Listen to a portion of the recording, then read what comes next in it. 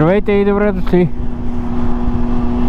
Доста време не съм снимал влогове с говор, само видео са били. Но ще направя днеска едно кратко видео.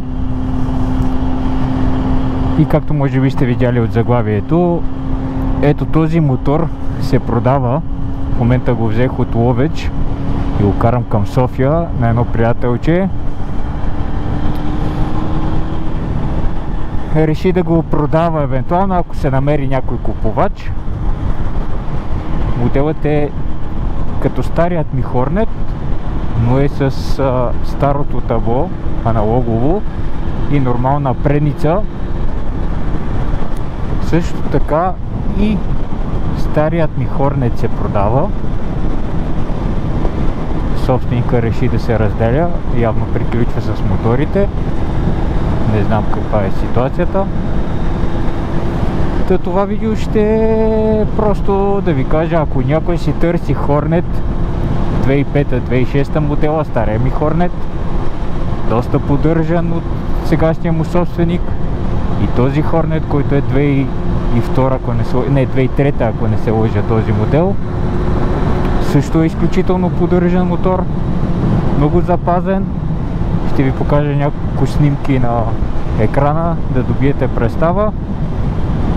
Наистина заслужава си, ако на някой си търси мотор за развозване, дори става за каране на писта, както сте виждали в стари видеа.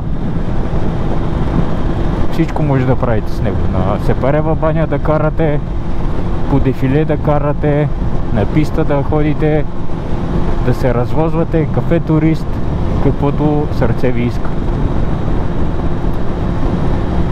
Та, мисля да е кратко видеото. Аз съм добре. Всичко е наред. И така, общо взето, май това ще е 2-3 минути видео. Ако някой се интересува, може да ми пише в Instagram за двата мотора. Каквото мога ще асистирам, ще ви кажа за тях.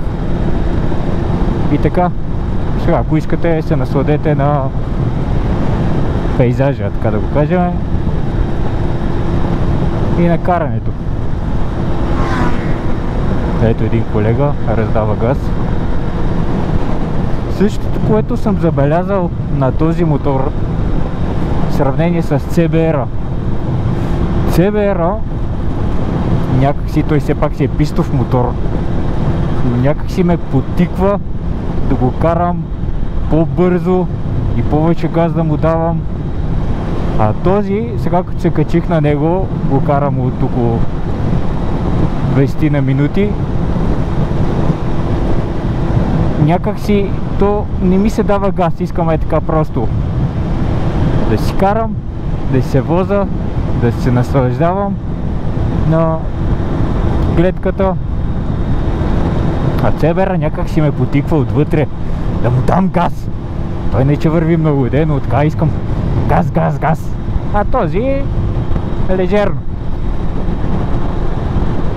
Също е много удобен за дълъг път с този мотор, макар че аз съм свикнал и с CBR. Дълго да карам с CBR, горе-долу 500-600 км мога да мина, без да почна да се схващам вече. Но този съответно все пак е турист, доста по-удобен е.